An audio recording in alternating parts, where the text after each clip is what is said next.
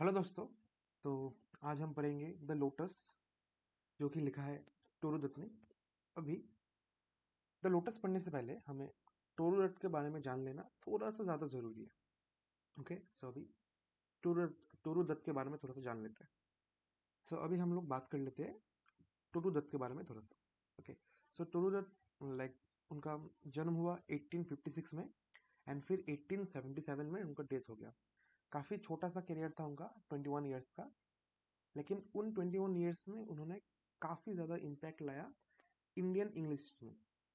Okay, सो हाँ, उनका birth हुआ मार्च 4, 1856 इन कैलकाटा, अभी जिसे कोलकाता कहा जाता है। She also had an elder sister, Aru Dutt. Aru Dutt was also a poet, but वो भी काफ़ी यंग एज में मर गई। टोरूदत्त का एक ब्रदर भी था, वो भी काफ़ी यंग एज में मारा गया था। ओके, सो जो दत्त फैमिली था, टोरूदत्त फैमिली, क्योंकि टोरूदत्त का फादर भी एक पोएट था।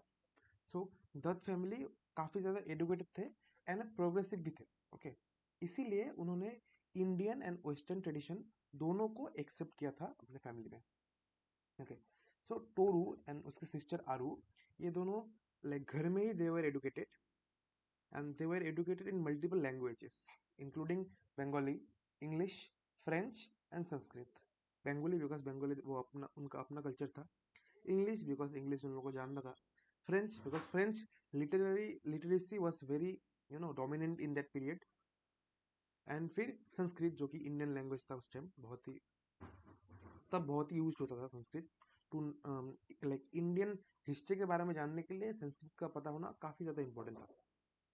ओके, सो ये चार लैंग्वेज में शी हैड प्रोफिशिएंसी।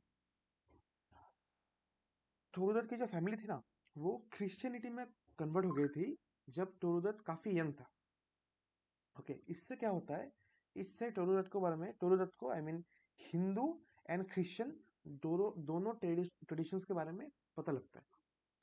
ओके, अब टोरूदत्त के कुछ मेजर वर्क्स हैं, जैसे a sheep ग्लिम्ड in French fields. ये एक कलेक्शन ऑफ पोएम्स है जो कि फ्रेंच में लिखा गया था, फिर टोरूदत्त ने इसे ट्रांसलेट किया। ओके, तो ये एक काइंड ऑफ ट्रांसलेशन वर्क है। फिर है ancient ballets and legends of Hindustan, जो कि आफ्टर हर डेथ पब्लिश हुआ 1882 में। ये एक कलेक्शन ऑफ पोएम्स है जो कि इंडियन माइथोलॉजी एंड फोकलोर के ऊपर बेस्ड है। एंड इसी कलेक्शन में ही हमारा ये द लोटस आता है। फिर है बियांका, एक नोवेल है जो कि अनफिनिश्ड था। फिर है Le Journal de Mademoiselle, I am sorry if I pronounce it wrong, Le Journal de Mademoiselle de Arvers. ये भी एक अनफिनिश्ड फ्रेंच नोवेल है। ओके, सो ये था टोरूदत्त का छोटा सा करियर, बट काफी इम्पैक्टफुल था because she is considered among the first, like the first women जो कि इंग्लिश में लिखना शुरू किया था, first Indian women. Okay, so this is about Toru Dutt. अभी हम लोग जाते हैं to know more about the poem the lotus. Okay, okay, so lotus जो है वो टोरू दत्त ने, आई मीन, लिखा था पहले, बट पब्लिश हुआ आफ्टर हर डेथ, जो कि 1882 में। ओके, इस पोएम का कॉन्टेक्स्ट ये है दोस्तों कि टोरू दत्त के टाइम में ना वेस्टर्न लिटरेचर एंड आइडियल्स ज्यादा डोमिनेंट थे इन कॉलोनियल इंडिया, क्योंकि इंडिया तब कॉलोनीज थे ना। सो उस टाइम में वेस्टर्न लिटरेचर एंड आइडियल्स ज्यादा डोमिनेटेड थे। ओके, सो जो ब्रिटिश था ना, जो ब्रिटिश थे वो इंडियन कल्चर को इंफीरियर की नज़र से देखते थे। ये तो इंडियन कल्चर है, ये वैसे भी कोई खास उतना इन लोगों का वैल्यू नहीं है, इनकी अहमियत नहीं है।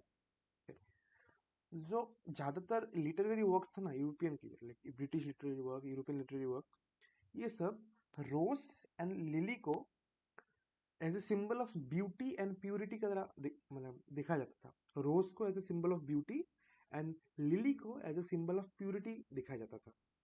ओके, और वो लोग मतलब इस फैक्ट को जानते नहीं थे एंड इग्नोर भी करते थे कि लोटस लोटस का इंडिया में कितना ज्यादा कल्चरल सिग्निफिकेंस है, लोटस का। क्योंकि टोरू के पास लाइक दोनों कल्चर्स का नॉलेज था, वेस्टर्न कल्चर का भी एंड इंडियन कल्चर का भी। उसने लोटस के बारे में लिखा ताकि वो वेस्टर्न का जो ब्यूटी स्टैंडर्ड है उसको थोड़ा सा चैलेंज कर पाए एंड वो लोटस को एज ए सुपीरियर फ्लावर दिखाए, जो कि इंडियन माइथोलॉजी में डीपली रूटेड है। ओके, सो अभी हम पोएम को लाइन बाय लाइन पढ़ते हैं। ओके, तो first 4 lines. Love came to Flora asking for a flower that would of flowers be undisputed queen. The lily and the rose long had been rivals for that high honor, baths of power. Okay, देखो, सो जो poem start होता है ना, ऐसे start होता है कि love love को यहाँ पे ऐसे बताया गया है कि kind of you can consider love as a Cupid, Cupid और इरोस, जो कि क्यूपिड को जानते हो आप लोग, जो कि गॉड ऑफ लव ऐसा टाइप का दिखाया गया है। क्यूपिड वो फ्लोरा के पास आता है। अभी फ्लोरा कौन है? फ्लोरा है Roman goddess of flowers. Okay, love flora के पास आता है एक फ्लावर के एक फ्लावर के बारे में जानने के लिए, एक फ्लावर को मांगने के लिए। ओके, अभी कौन सा फ्लावर को मांगने के लिए? एक ऐसा फ्लावर जो कि क्वीन कहलाएगा of flowers.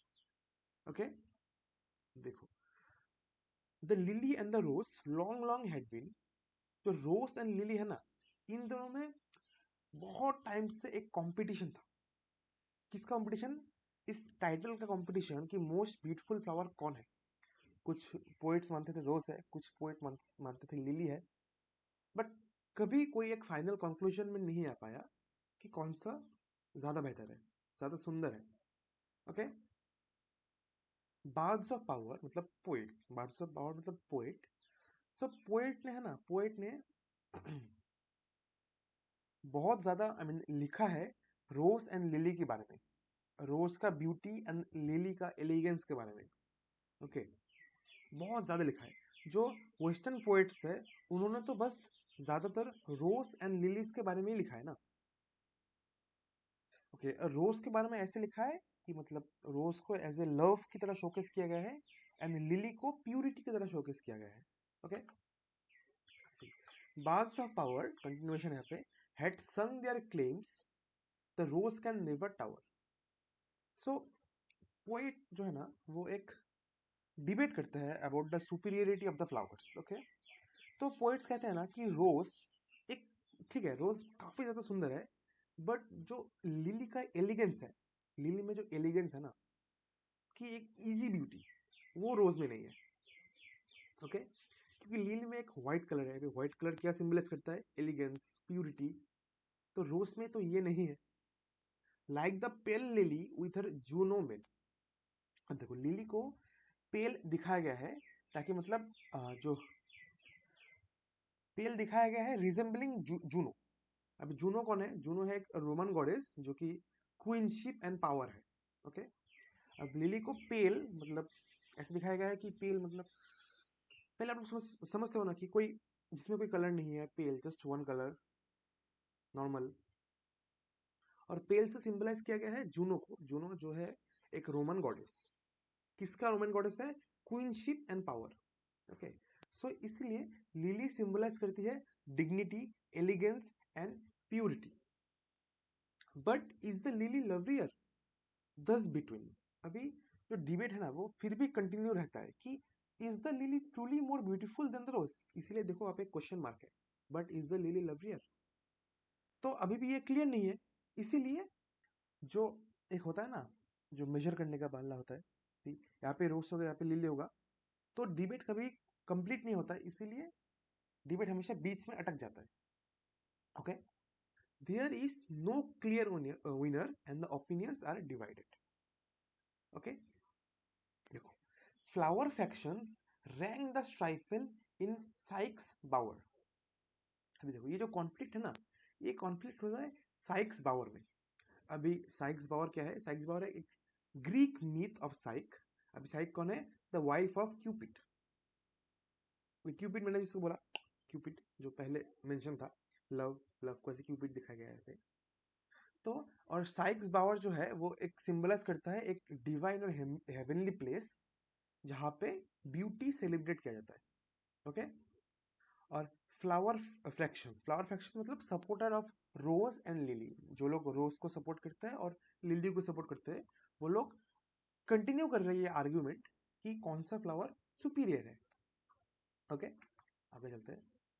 Give me a flower delicious as the rose.